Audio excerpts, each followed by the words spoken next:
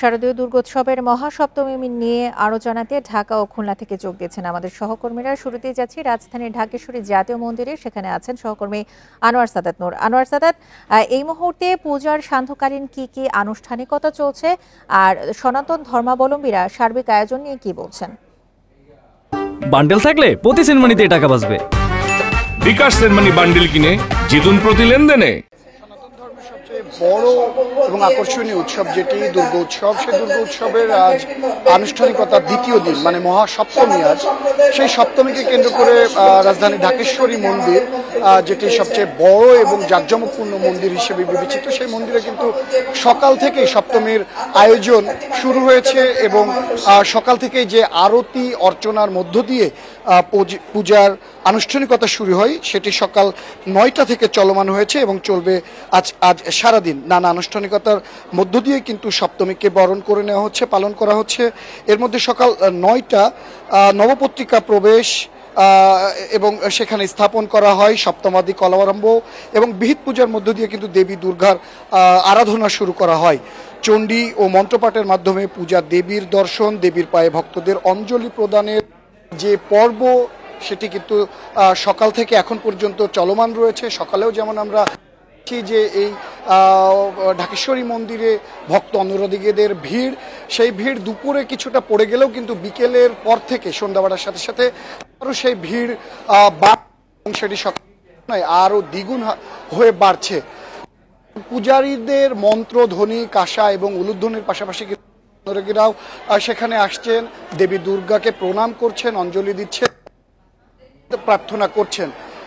তিথি অনুযায়ী এবং অনুযায়ী হিন্দু শাস্ত্রের পুরাণ মতে এবারে কিন্তু দেবী দুর্গা কৈলাস থেকে এসেছেন হাতির পিঠে চড়ে এবং ফিরে যাবেন পালকিতে চড়ে, যেটি সুখ এবং সমৃদ্ধির প্রতীক হিসেবে যে বার্তাটি বহন করে।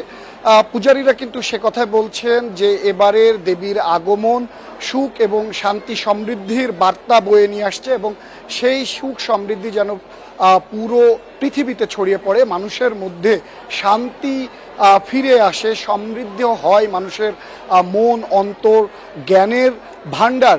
সেই প্রার্থনা তারা দেবীর কাছে করছেন এবং ভক্ত অনুরাগী যারা এসেছেন তারাও কিন্তু দেবীর কাছে বিভিন্ন প্রার্থনা করছেন।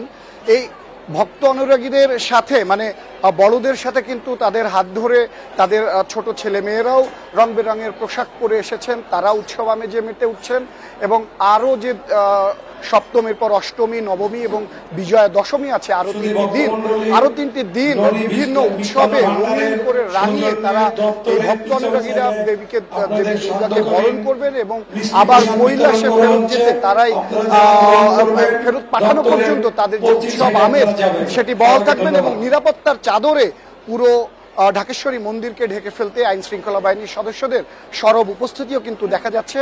আজকে কিছুক্ষণ আগে কিন্তু র্যাবের মহাপরিচালক সাদাত, আপনি আমাদের সঙ্গেই থাকুন। এবার আমরা যাচ্ছি খুলনায়, সেখান থেকে জানাবেন আমাদের সহকর্মী অভিজিৎ পাল। অভিজিৎ, আমরা জাতীয় মন্দিরের আনুষ্ঠানিকতা নিয়ে শুনছিলাম, এখন খুলনার কি কি আয়োজন চলছে পূজার সবশেষ তথ্য জানাবেন।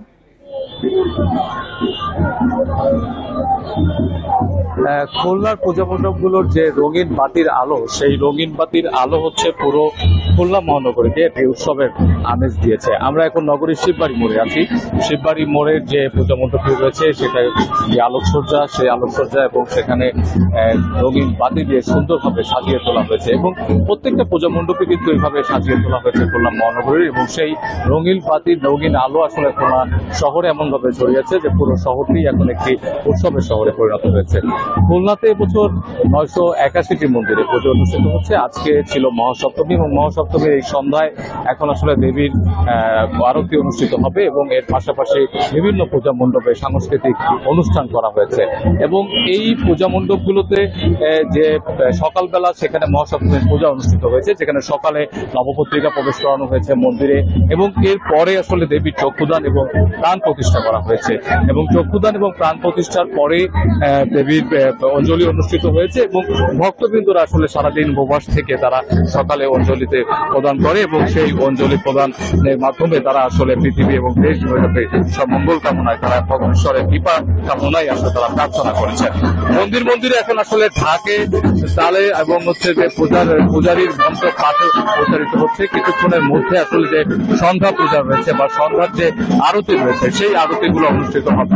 আমরা সন্ধ্যার বিকাল থেকেই দেখছি যে মণ্ডপগুলোতে আসলে যারা পুণ্যার্থীরা রয়েছেন তারা আসছেন এবং দেবীর যে চিরমণি রূপ সেই রূপ তারা দর্শন করছেন এবং তার কৃপা অর্জনের জন্য তারা প্রার্থনা করছেন।